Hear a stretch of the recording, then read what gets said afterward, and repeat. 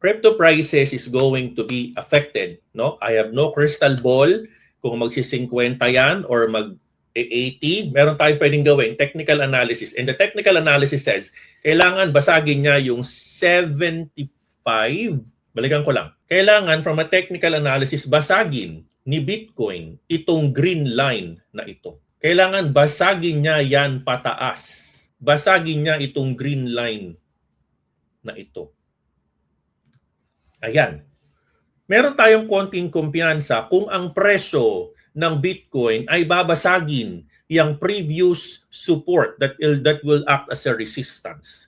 Maganda, napaka-sexy ng chart kasi nga tinamaan ni respeto nung mga nakaraang taong support and resistance. So magkakaroon tayo ng konting kumpiyansa. Pagkatapos, ito naman, isa pa to, dapat basagin din niya yan.